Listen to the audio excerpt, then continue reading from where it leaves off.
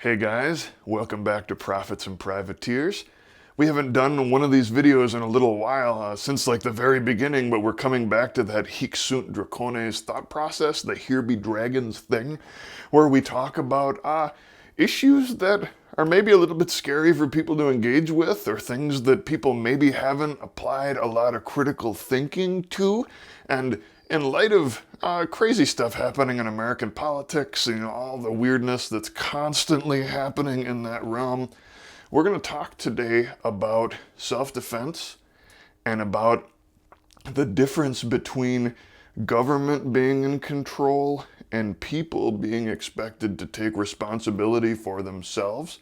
And we're going to kind of parse this really quick discussion around the thought process on firearm ownership, all that stuff. And just to be really clear, I've been evolving since the beginning on what this channel's supposed to be, and it hit me that I did this as an outlet. I did this with the plan in mind that I would be able to just have like a place where I could share and teach and go after some of the stuff that's in me. One of the things that's in me is I'm a concealed carry instructor. I believe in the right to self-defense, that it has to exist. I really deeply ascribe to the thought process that you cannot call yourself peaceful if you do not have a capacity for violence. You're actually harmless. That whole thought, we've talked about that in other videos. So the main thing that I'm here to talk about today is there's a divide that's snuck into our thinking, into our country, when it comes to this whole idea that the answer is always a legislative one. And I want to approach this from a few different angles.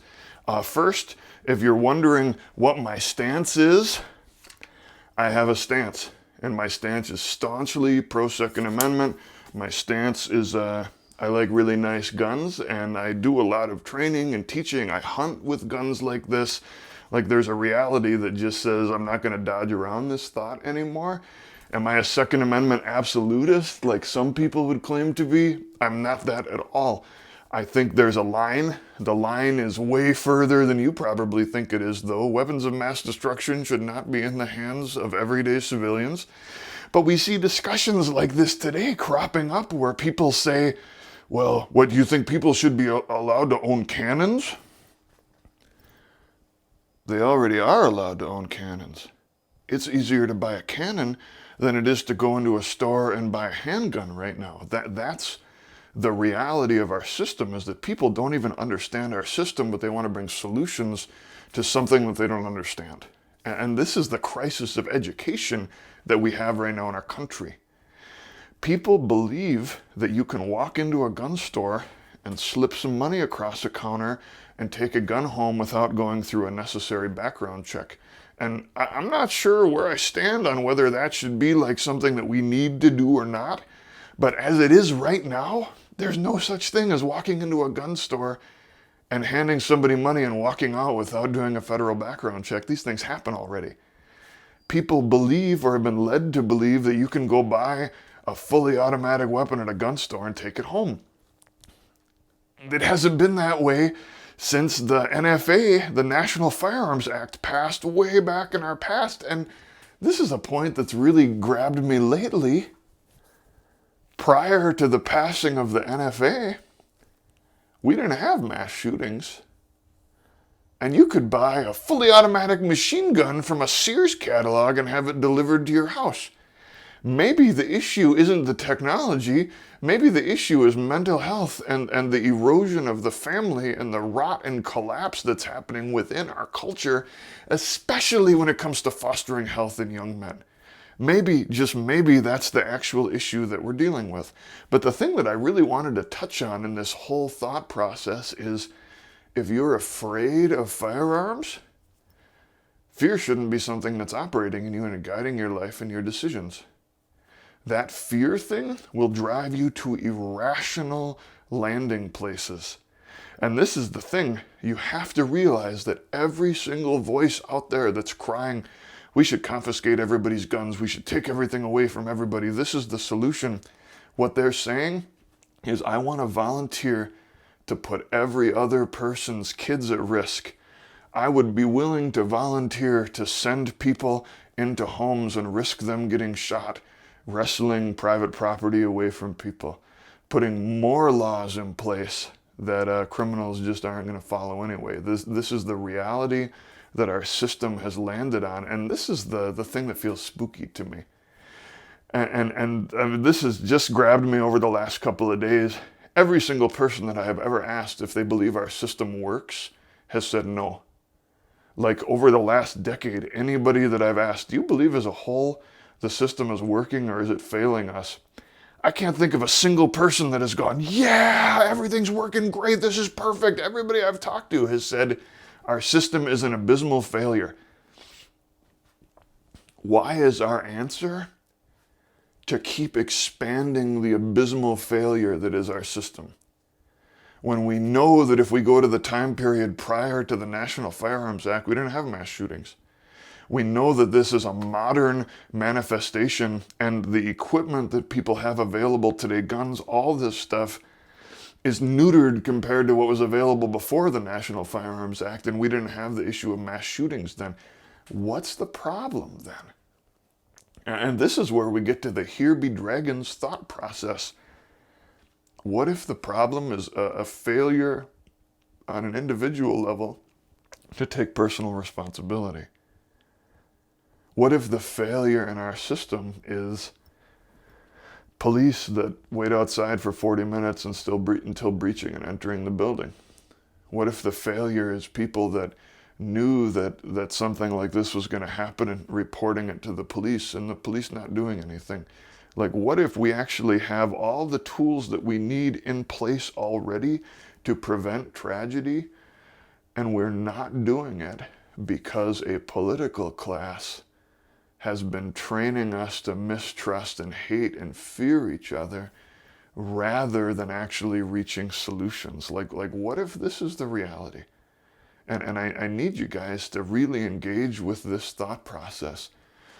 In my personal life, like one of the primary messages that I bring to any group I'm teaching, any group I'm interacting with, is that you're powerful people, you're not victims.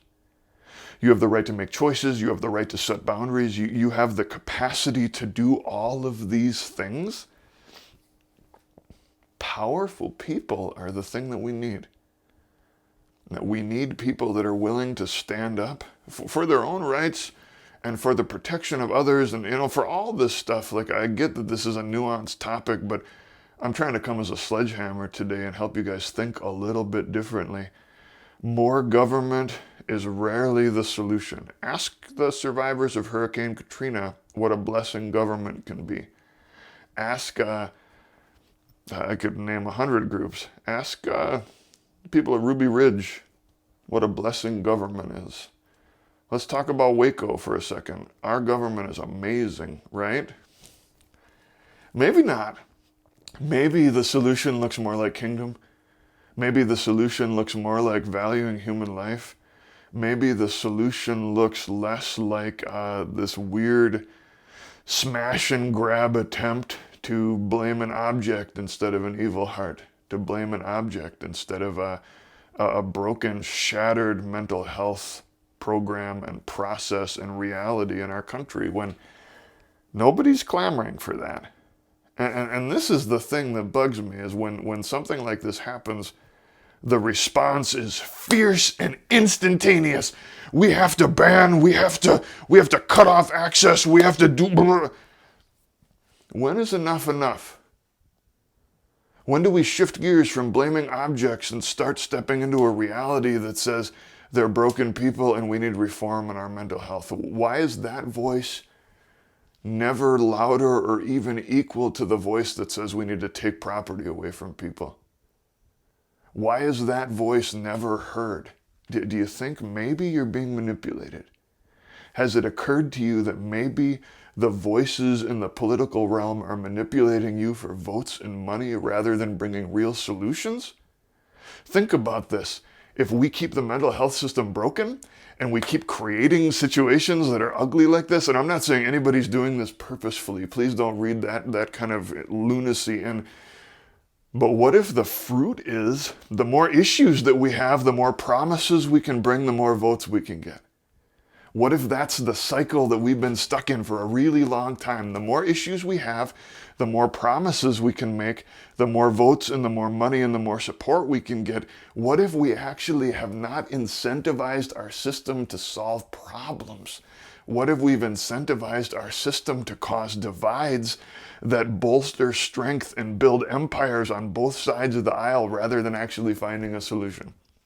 So that's the here be dragons thing that I need you guys to start processing. What if the answer is not, I have to vote for the people that align most readily with my values? What if the answer is, I have to start walking personally in a kingdom reality that looks totally different than the world that I'm living in? What if the answer is, I need to take personal responsibility? And this is where most of our gun owner people land, is they've had the revelation of, I need to take personal responsibility. They've landed in the place that says, politicians' kids are protected by armed guards. My kid is going to be protected by an armed guard, and that's me. My family is going to be protected by an armed guard, and that's me. What if they've realized that violence happens in the world, and the answer to random acts of asocial violence in the form of my family being protected actually looks like I need to be able to fight back if something bad happens? Because this is where most of these people are landing. Anytime your government wants to take your right to fight back against asocial violence, you should be really, really, really cautious. You should be really, really cautious. That's all I'm going to say. So I am sorry to, I'm not sorry, I don't care at all. I am here to present the things that are going on inside of me and in my world. And in my world right now, I see a pernicious attempt to stand on the graves of children, to stand on the sorrow of good, sane, rational, moral people, and turn this into an opportunity to further divide and to attempt in a very real way to take away people's ability to defend themselves against all forms of physical evil that could be done to them. And that makes me nervous. That makes my skin crawl. That feels like dishonoring the whole heritage of our nation. It feels like dishonoring the reality of the sacrifice that's made. And it feels like we ignore the crisis, the absolute crisis of identity and mental health that's happening in our young people right now. And we do what we always do. We try to buy a solution that sounds cheap and easy, but will be terribly costly just for somebody else. So I know we didn't talk a lot of kingdom, but I need you guys to know, kingdom looks like protecting one another. Sometimes walking in a kingdom mindset means the opposite of passivism. Sometimes it actually means I need to have the capacity to prevent evil from being done to the most innocent that we have available. And I think I talked about this in another video, and we're going a little long already, so I'm going to cut it really soon. But I was a pacifist when I was in the beginning stages of my college career. And the thing that shook me out of my own pacifism was a scenario that was a very real world scenario that was presented to me. I was with a disaster relief organization. We were connected to like orphanages and different crazy places all over the world. And one of the guys in the organization, as we were discussing this whole thought process, he said, so we have an orphanage in an area in Africa that's primarily Muslim, and it's a Christian orphanage.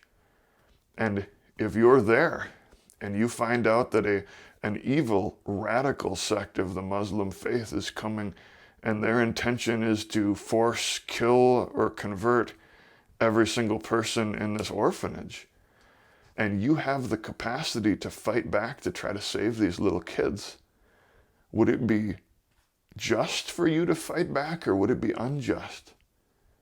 And this is the thing that blew my mind. Like, for me, if the question is, will you renounce Christ or die? That's a really easy thing. It gets difficult when it becomes, would I allow someone to brutalize another human being in front of me when I had the capacity to stop that. Don't ever let anyone take away your capacity to stop that. So I love you guys. Bless you. I hope this found you well. Don't be afraid of the hard conversations. Just because there's dragons there doesn't mean you should be afraid of having them. So peace to you, grace to you. May this season find you well, and we'll catch you next time at Prophets and Privateers. Bye.